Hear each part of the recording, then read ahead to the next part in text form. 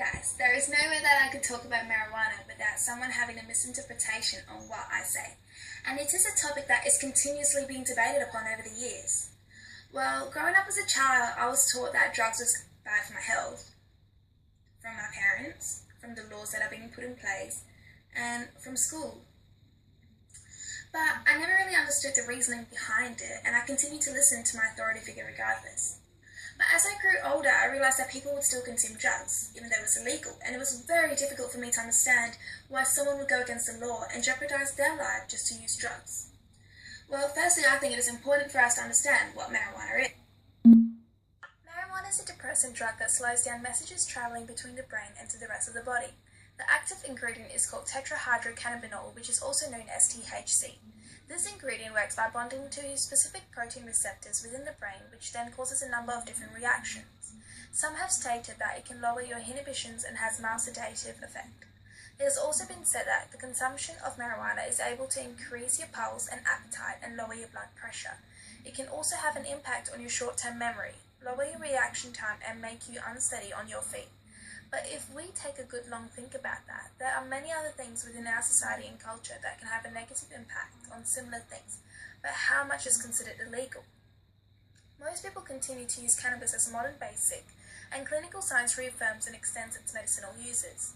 A common debate that has been used extensively is that why should marijuana remain illegal when tobacco and alcohol are still legal?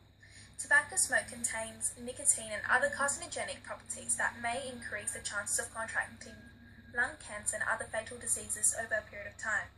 Tobacco-related diseases alone caused 14,900 deaths in the financial year between 2004 and 2005, which equals to 40 preventable deaths every day.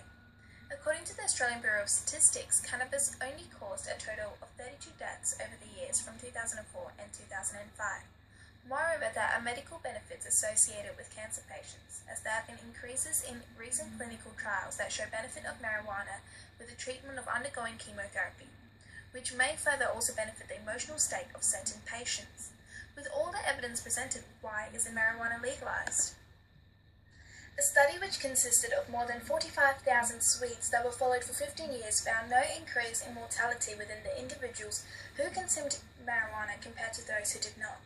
Another study published in 1997 in the American Journal of Public Health followed 65,000 people in the US between the ages of 15 to 49 years old. That further provided evidence that marijuana has no effect at all on the mortality in women and no effect on the non-AIDS mortality in men either. Marijuana, like anything else, has both its negative and positive connotations. It is solely up to the individual to decide whether they believe it is harmful or useful. Overall, it is believed that it should be at least legalized for medicinal benefits, as there have been many clinical trials that have been proven it is beneficial for those who are sick. The medication we receive, whether prescribed or not, does not differ from this. It is difficult to make proper judgments on something that has been unjustly criminalized. The overwhelming amount of credible evidence to prove the many positive factors of marijuana should not be ignored and should be taken into very serious consideration by the legislation. These are quick facts that we were able to share with you. Let us know if you believe that marijuana should be legalized or not in the comments below. Thank you for listening.